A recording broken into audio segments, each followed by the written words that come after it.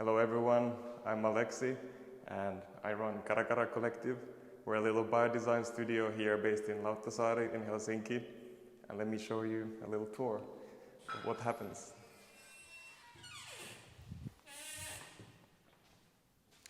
So this is our space. What we mainly do here is collect all kinds of organic bio-waste from our surroundings, turn that into different materials and use them in different design applications. So here we go.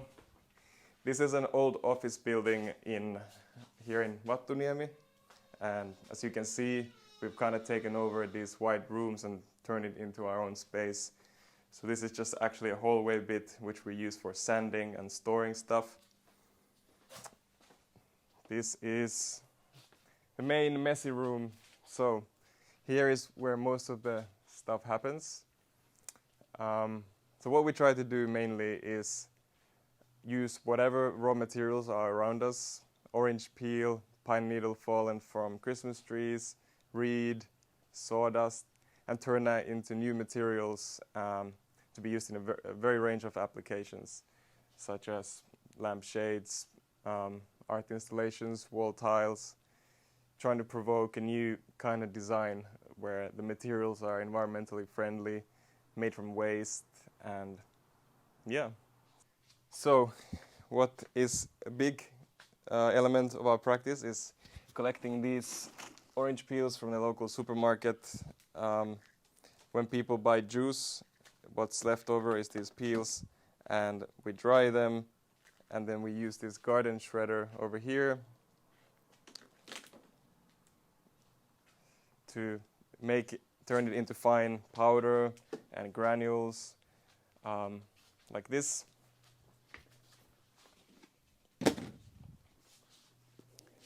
So any kind of organic waste we can create into a raw ingredient, various different colors, various different materials.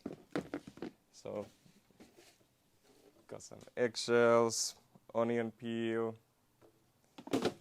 This is what the pine needle looks like. And then we kind of cook our own homemade glue and mix together with this to create like a clay-looking material, which I can show you a piece here. This is so as you can see, it's a bit like between like a kitchen and a workshop. This is a dough mixing machine, usually used to make bread or pizza. But here we have a mix of the glue together with some pine needles and orange peel. And this is very easy to shape into different products by hand or in a mold, for example. So yeah, coming back to the table, as an example, you can put this mix into a mold like this. For example, for these lampshades, that's the mix you just saw there. We put the mix in here and press it inside this mold, which is made from CNC wooden offcuts, and take it out of the mold and then let it dry for a couple of weeks and sand it down to create this nice aesthetic. So every kind of raw material that there is has a different kind of look and smell to it, and it really comes alive when you sand it. And well, here is the pressing station. Everything you see here is made in a very low-tech, cheap way. So everything here is kind of found components, scavenged from construction sites. The main thing is just this bottle jack is where the force comes. Usually it's used to lift up cars, but for this purpose it works perfectly. So the lamps are pressed here. This is more for pressing sheet materials. So this is a very easy way to make a press, which is pretty much an essential for making any materials. Small one that you can collapse and put in a suitcase with these bolts, or a big one for bigger things. What else? Yeah, well, here is a little storage of old samples, ongoing work. Here's a bigger example of how this material could be used to make tabletops, for example, or furniture. Right now we're doing lamps because it's a product that easily shows what the material is capable of and it performs. But for stuff like tables and chairs, we need to like advance the mechanical properties so that it really performs. So that's still a lot of research on the way. A little experiment of extruding the material with a handheld mortar gun. This is what pine needles and reed looks together when it's just pressed before sanding and cutting.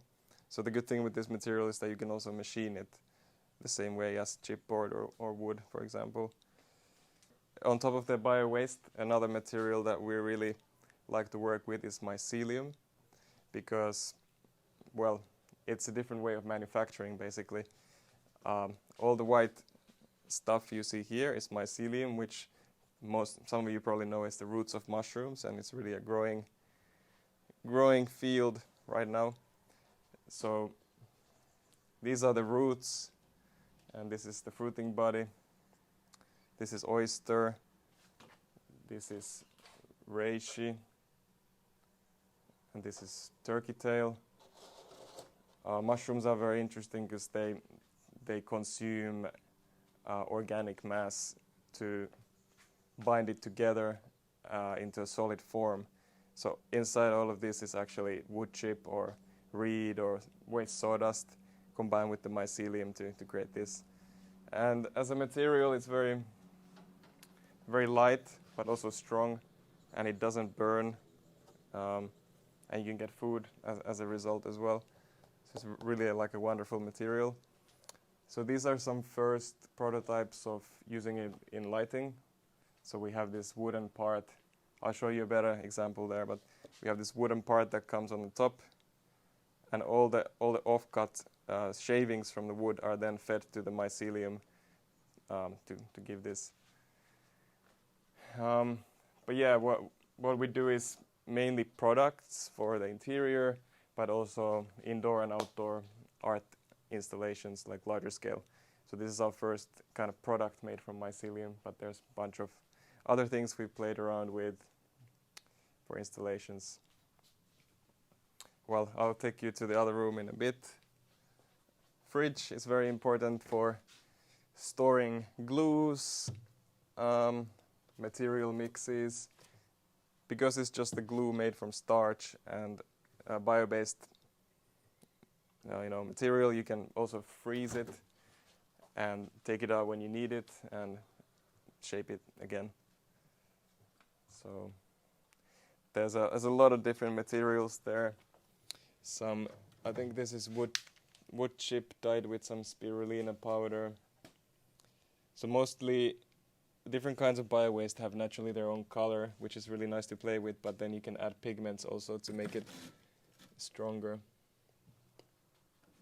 Sorry, not stronger, different color. Just like not thinking what I'm saying.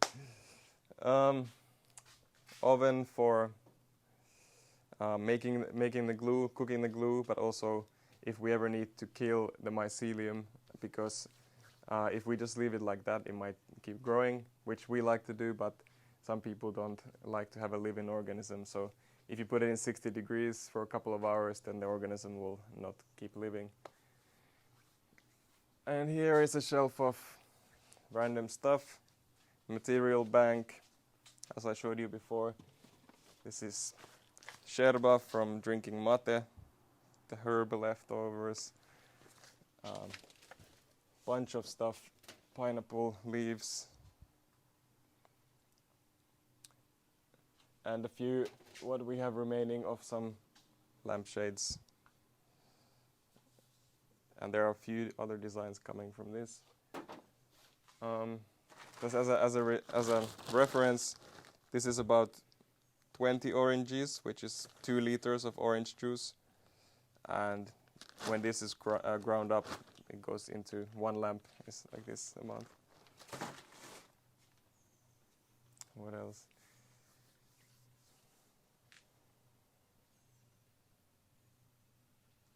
Here's another example of using pigments together with the peel. the little shot glasses. As a material, it's quite water resistant, but if you use it as a cup, it wouldn't last for a long time because it's all organic and it biodegrades. But if you start to coat it with different kinds of resins, it improves the water resistance. Here are another avenue of research, which is bioplastics from starch. So it works very differently than these ones because this is flexible, and we want to do light installations with it. These are offcuts. These are actually some of the very first experiments we ever did, summer of 2015, and they've been indoors all this time and they still look pretty alright.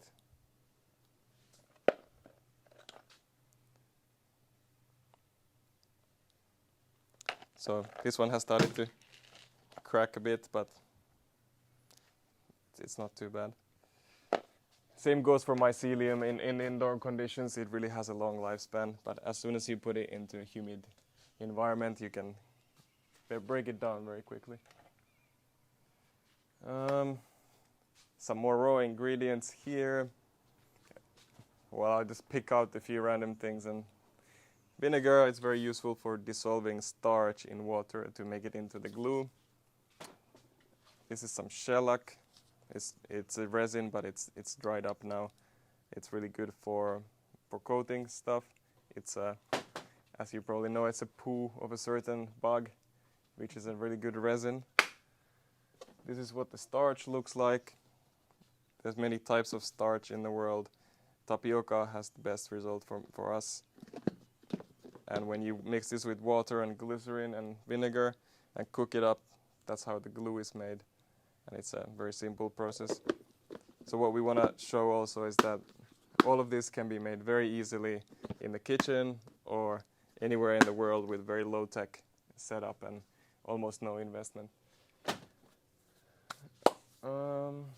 Just tools. Another very useful thing that can be for making a biomaterial lab is having a drying place. Most of the stuff we dry in room temperature, but if something has a very high moisture content, then it can be useful to put it into one of these winter clothes drying systems. Ta-da. Yeah. This is a lamp that was just made yesterday, so it's after a day of drying, it's already able to stand on its own. Yeah. Well, what else? Some more storage of little raw ingredients. Paprika is a really good dye for making red colors.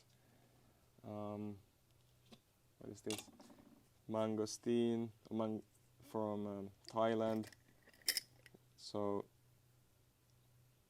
pretty much anything can be used to create these materials, which is really nice.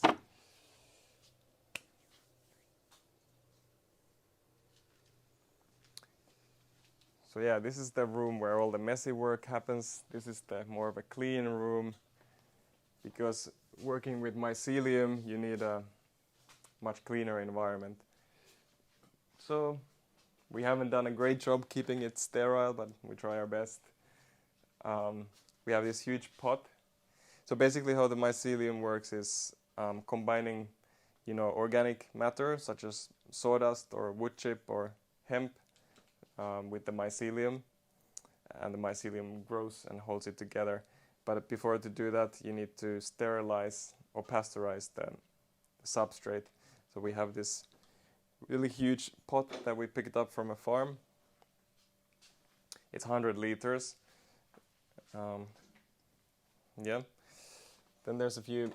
If you really wanted to grow mycelium from the very bottom up, you would take a small sample and put some agar solution in the petri dish, and then put a piece of mushroom, and it will grow. And then you get the live culture, which you then can use to multiply. And this is another fridge to store living mycelium. So, as I showed before, the three main strains we use are turkey tail, reishi, and oyster mushrooms.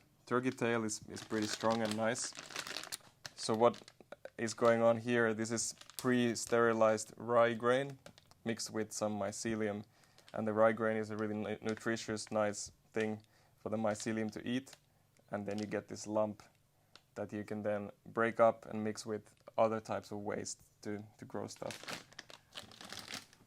So when we got our sterilized wood chip, for example, we would put some of that mycelium with the chip, and then the mix we would put in a mold, for example, a shape like this, put it in there, and it doesn't really require much to grow, only no energy, just a dark, humid, and warm environment, and the humidity comes from the humidity of the substrate itself. So it's a really low energy way of producing objects. After about 2 weeks in there, we will take the piece out and dry it, and that's it. So those little lamp shapes you saw there was grown in a mold like that. This room is somebody else's storage space, but we have slowly taken over it because we don't have enough space. So whenever we need something for making molds, there's a lot of materials here for that, or just a bunch of experiments and raw materials. This is one of our first installations stacked up in pieces, waiting to go to a festival next year, hopefully. Here are some cans, some East European beer cans, which we cannot return to the shops here. So I'll use the aluminium to create something. Very random experiment of growing mycelium into concrete. It binds itself pretty well to almost any porous material. Another box of very old samples from 5-6 years ago. So as a material, not much has changed, just only our process of creating with it. This is a very random egg holder, coaster. Let's try. This is an experiment from many years ago, and it's been in the box. Let's see what happens if we drop it. Well, nothing. Pretty nice. There's plenty of ways of mixing colors to create interesting things. So really a lot of stuff to play with, biomaterials. That's why it's such an addictive field. Yeah, this piece is an example of a piece where mushrooms are coming out of a solid chunk of mycelium, and with these pieces we kind of try to make conversations about where does design meet food production, for example. Can we create furniture that we can also eat, or houses that produce food for us? These are more like conversation pieces at events. This is one example of a solid peel table. Oh. It's about 30 kilos, made of solid orange peel sheets stacked together. It was the first of its experiment, but it's pretty strong. It works as a chair as well. So these randomly we have kind of taken over this room with experiments that we just cannot fit anywhere else. These are some columns from a turkey tail, which is a type of mushroom used for health supplement tinctures and stuff. The turkey tails are grown on this column, and after harvest, what we have tried to do is collect it from the producer and dry this column to create the material, and it's pretty strong. Like for packaging, it works really well. When grown in a more compressed way, it could work for furniture as well. This way, especially, they're really strong. Yeah, okay. And these are some because I mentioned we use a lot of pine needles from Christmas trees. to create materials and the lamps. These are the stems of the Christmas trees. And what happens usually every year around January, there's the streets filled with these. I think we'll try to put this on a lathe and make a pole for a lamp or something else. Here's an ongoing. These are just experiments of different kinds of mycelium sheets pressed after growing to see their strength. With reishi especially, the surface finish can change a lot from a kind of white leathery look to a brownish. And what we're also planning to do is combine the fruiting bodies of these alien looking reishi antlers with the design pieces to further, show that design can be made from a living thing and that the nature is really there. When you have a piece of furniture made from wood, it still is part of a tree, but here you can see a living thing. A little comment about the process. There's many stages to growing from mycelium. One is incubation, which is to let the mycelium colonize the whole substrate. So you have just like a chunk. Another phase is skinning, where we take the mycelium object away from the mold. So the mycelium starts to create a skin all around the object. And this final stage, what's happening here, is the fruiting. So we bring it to an environment with light and more oxygen. So these funky antlers or any type of mushroom will start to grow. With reishi especially, they don't need much. They just go towards light. So these long antlers here, this took about 3 weeks. 3 weeks to grow these. And when you just give them a bit more oxygen, then you get this nice conch, like a polypore shape coming out of it.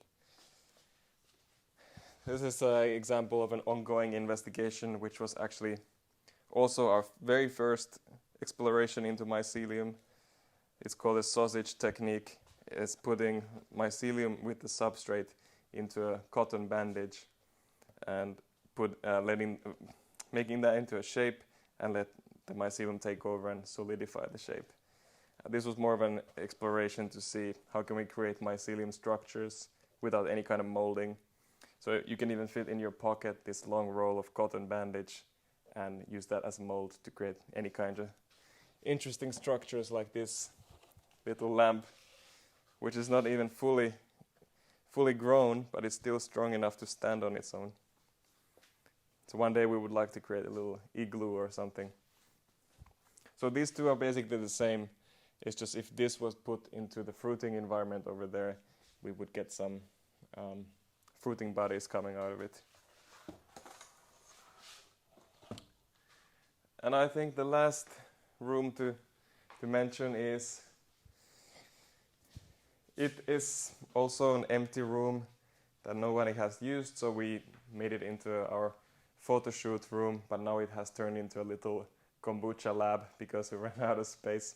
So another very interesting material is leather made from scobies, which is basically just a symbiotic relationship between bacteria and yeast. And you can create this kombucha tea, you can keep feeding it sugar and more tea, and over a few weeks you get this layer growing on top of it. And this has been here for a week, and you can see about 5 millimeters of growth.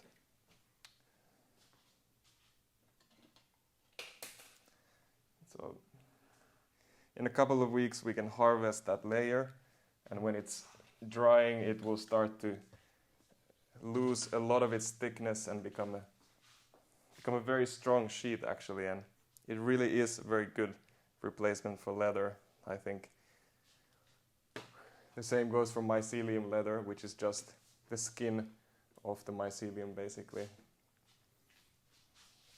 Here's another experiment from an avenue which I would like to start exploring with a good friend, putting mushrooms into glass objects and seeing how the two communicate together.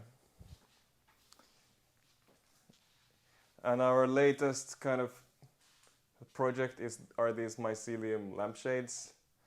So, as I mentioned before, using solid oak and the shavings fed to the mycelium to create a completely zero waste design. This one is turkey tail, and over time it starts to get these different colors on the surface, so like gray. And these are what the fruiting bodies look like. And this is reishi, so you can really grow the skin to this velvety white look, but with a bit of light and oxygen you can create the alien looking antlers on top. So this is a new product we're going to launch with two variations, one without mushrooms and one with mushrooms, and we're going to have it as a hanging version as well. So it really combines this kind of very ancient nature-led process where nature does all the work here with modern laser cutting, which a good friend helped out with as well, and fine woodworking. So a mix of crafts combined into one piece. And I think the result is quite nice. Yeah, so all of our photos are taken against pretty much this white wall using this rope system to hang our shades. So I wanted to show with this little tour that you really don't need a great amount of space or great amount of equipment to do nice experiments and things. It's just about how to use the space. And for us, this has worked well. Worked really well so far. I think low tech is the way to go, and it's a really good way of making things. But of course, some things will help, like this mixing machine has saved our lives basically. Before we would mix everything by hand, and it would just take a very long time. Yeah, that's our room in a nutshell. This is our very first project from spring 2019 in this space. It was called The Living Man, and we started off by finding foam in a container, shaping this shape, and then we started putting cardboard over it, and then to define the shape of this kind of human's or animal's head, and then we made another scale model from MDF, and this one then we turned into a 3-meter high head made of reclaimed plywood here with some biomaterial panels, mycelium and orange peel, with a garden on the head. So that's just a bit of different steps of a design process. Everything here is very, very experimental, led by the hands-on discoveries, and there's not that much actual design that happens here. It's just making spontaneously and going where the physical exploration takes us. Well, I can give a sneak peek of a future project. Kind of following up with the idea of the sausage technique, we want to create these textile molds for mycelium. So we just have a bag stitched into a shape, and then we fill it up with the mycelium and the substrate and bend it to different shapes to grow a solid. In this case, it's like these mushroom men, human figures, but they can be also bent into chairs, and we want to make like 100 of them and scatter them across with mushrooms coming out from random parts.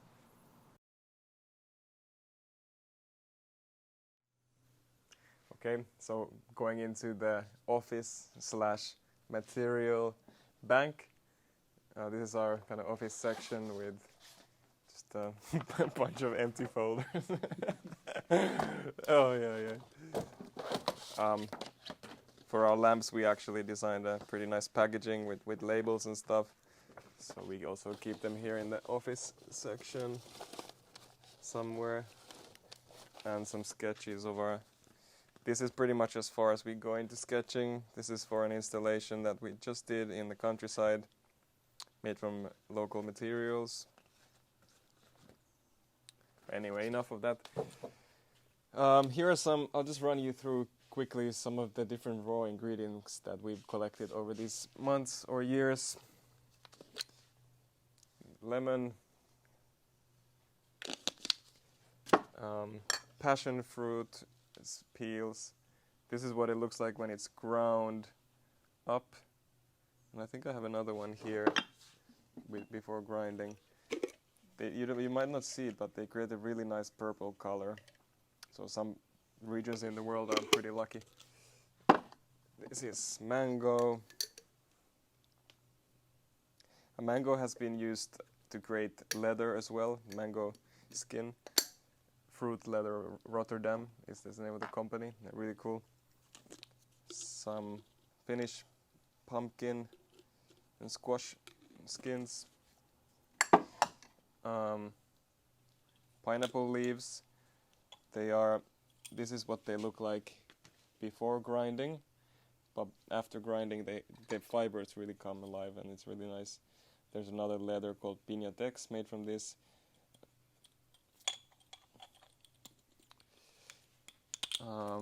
What else? Finnish apples from cider production. There's some pulp sometimes left over. Mangosteen, which is like a lychee, almost kind of from Southeast Asia. Honey melon, very nice yellow golden color. Here we have, this is hemp fibers, which is not really a byproduct as such because it's used in other ways, but it's a really strong material that you can add to mycelium, for example, to make it really strong. This is, I don't know what it's called. In Finnish we call it ahadinparta, which is the beard of the sea god. It's like a green algae, which is a nice fibrous material. This stuff is naava and luppo.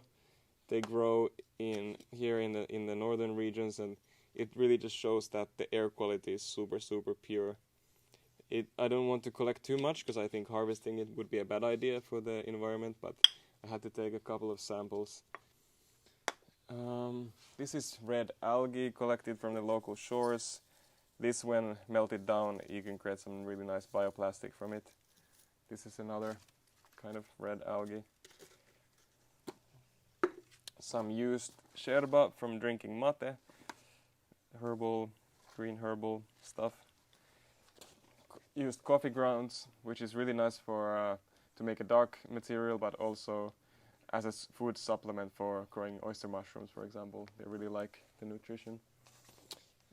Some ground up pine cones, some wood that's stained by blue fungi, which is really cool. And this is actually our very own garden waste, so like zucchini stems grounded down. So it's just to show that anything that's organic and a biomatter can be turned into something like a material with different properties. And when we make a product or anything, if there happens to be some offcuts, these are some offcuts from our lamps when we trim them down, we can grind them all back down into material and use it again, which is a really nice way. You can either compost this or just turn it into a new whatever. So that's about the raw ingredients in a nutshell. Here are just a collection of stuff. So get collecting and see what you can make from your own waste. So a little bit how about all this started. I was studying industrial design in London with a bunch of friends, and one day I saw a good friend of mine, Richie, just roasting orange peel in the kitchen, turning it into a material.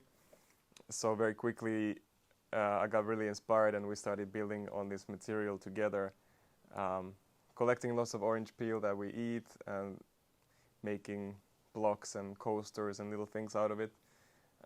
Then soon after, with a few other mates, we started Mandin Design and Art Collective, which is an international thing.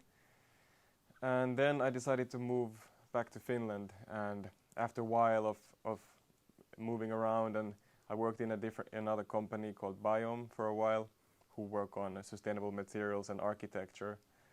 So I was their material development manager for a while, bringing on this idea of the mushrooms and orange peel.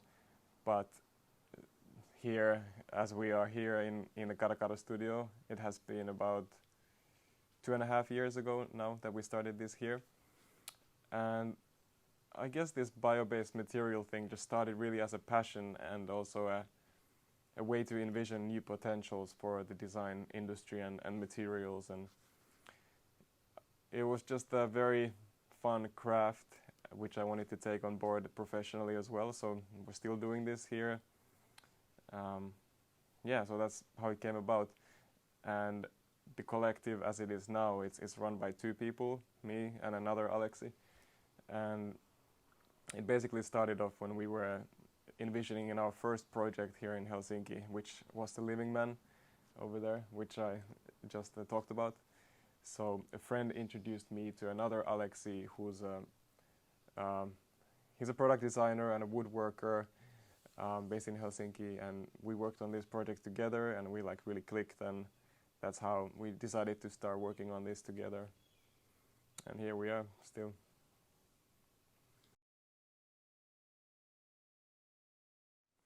So the kind of idea that we try to really promote is the fact that design can and should be made from materials that are kind of waste streams. So we don't use any more virgin resources or cause any kind of forest depletion. Then to have these products made from materials that are also biodegradable, or so that the whole life cycle of the product is very well thought through, so that at the end of their life they can be composted to make fertilizer, for example, or broken down to make new, completely all natural products. Another idea that we really feel strongly about is that design should be made locally from local materials, and this range of bio waste around the world really shows that materials can be made anywhere, and we don't need to have this complex supply chain of extracting a material from one place and then shipping it to another place and manufacturing it into a product which will then be potentially assembled in another place and shipped to another place for the end user.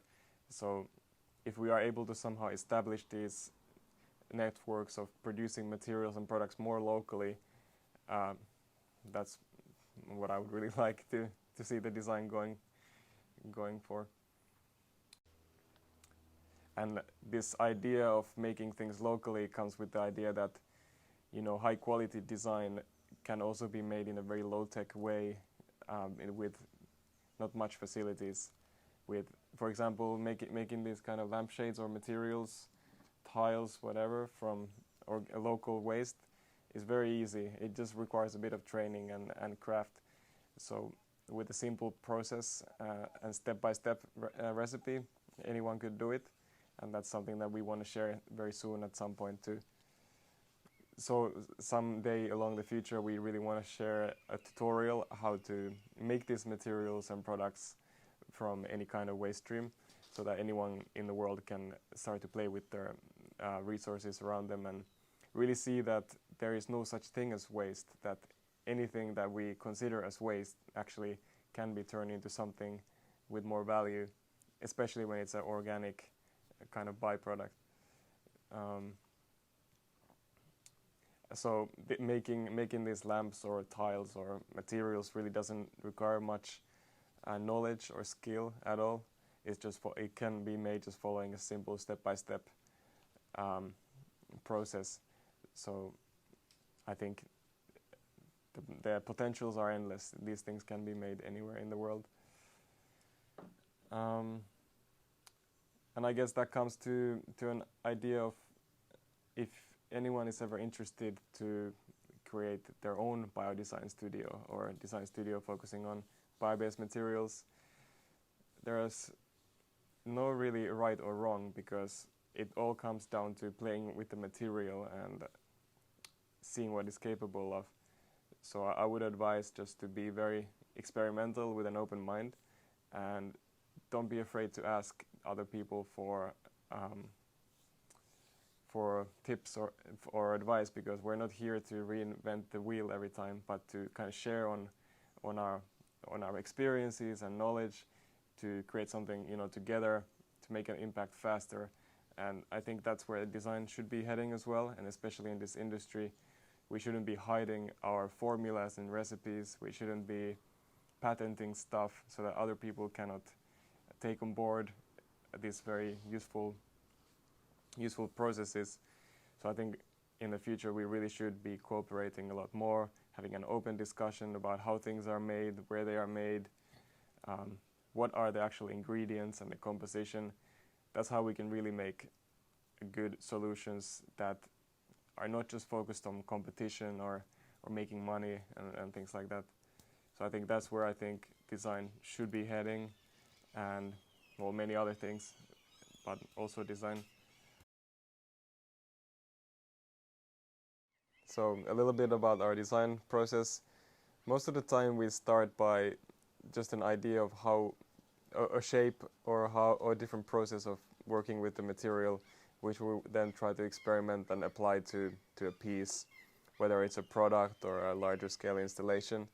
It usually starts from a material finding, and then we start to think of applications of what it could be suitable for. But sometimes we see an interesting open call or festival with a certain theme or event with a brief, and then we come up with a project based on that. So as an example, our latest piece, which was made in an art residency in the countryside, a place called Tua Tua, so that they had a theme ready for us, ready for an open call, and we conceptualized our project based on that theme, which was the world tree. So projects can have really different types of starting points. If we put them out into a real event, usually there's some kind of an underlying theme or a brief. But if we're just playing around here in the studio, we're just experimenting. From these lamps, we want to move on to creating other kind of homewares. Cut that where I started the last sentence. I think that's enough. Then about the funding, and each project has a very different way that it's being funded. So when we are playing around here, experimenting, making new kind of prototypes and sculptures, and a lot of that is funded by these grants, which support us for our general work. But when we have a more specific project, usually there's some kind of a funding in place for that, which comes from the client or the place who commissions the project. It's not a lot, but it's enough to keep the studio going and still do it as a full-time thing. So that's great. Sometimes we get requests like more custom projects when people have seen something but they would like something similar but a bit different colors or different shapes. So there's also that. We don't really have any strict formula of how we start or define projects, but kind of the different opportunities that come along our way. So a little bit about starting a business or being an entrepreneur. I think the main important thing is that to do it also for a passion, that it's something that you're willing to work very long days, probably more than the normal 9-to-5 job, and keep that lifestyle going for a while to have something that then starts to bring some results.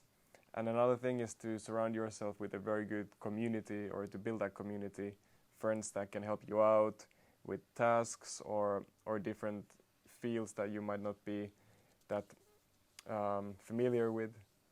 For example, I can get accounting or tax advice from certain people who are more familiar with that, or even legal advice.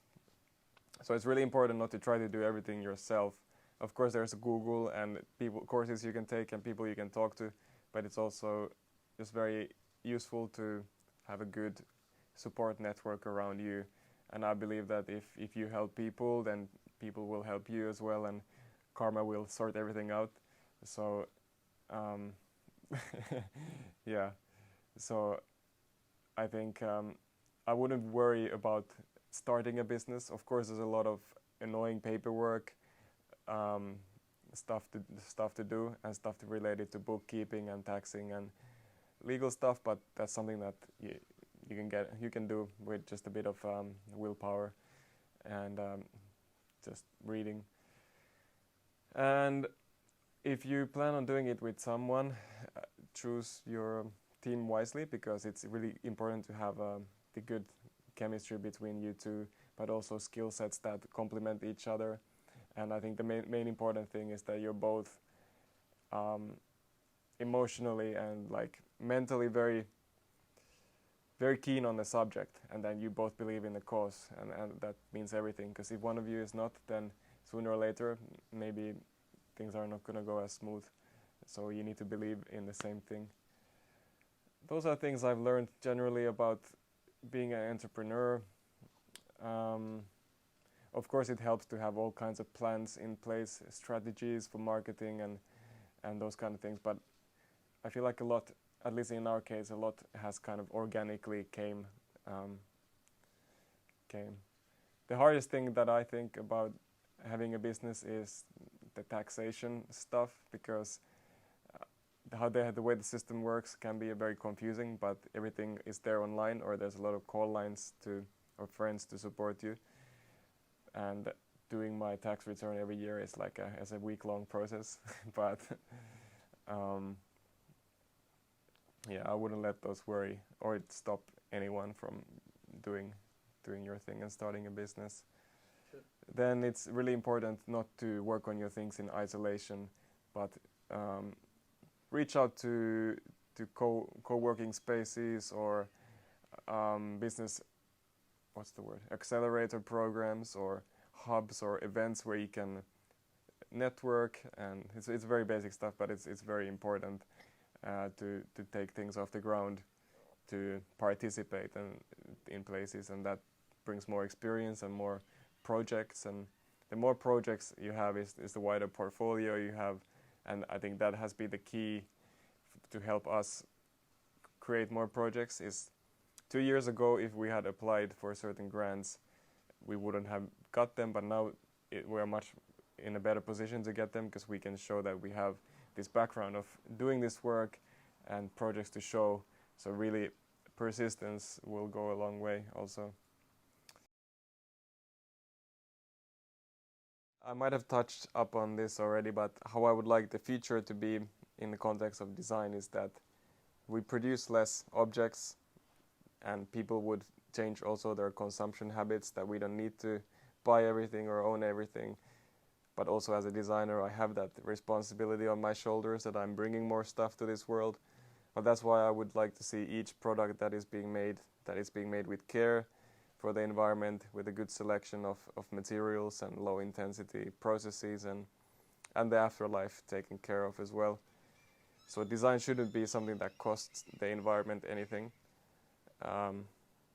If anything, it should add something to the environment later on, maybe.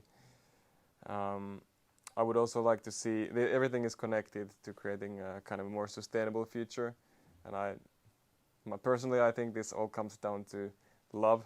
So people should treat each other with love and respect, and that would immediately get rid of many of our problems, such as companies competing with each other to make more money or to have more trade secrets and stuff. And if we really just have our own mutual well-being and the planet's well-being in mind, then that would really shape a lot of the different industries to more support that cause.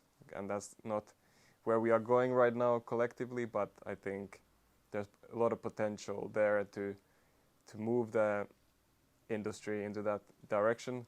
It just more comes down to our hearts and our values in the end, I think. So design might not necessarily be the way to make that change, but it's one of the tools that can then help to make the world a better place.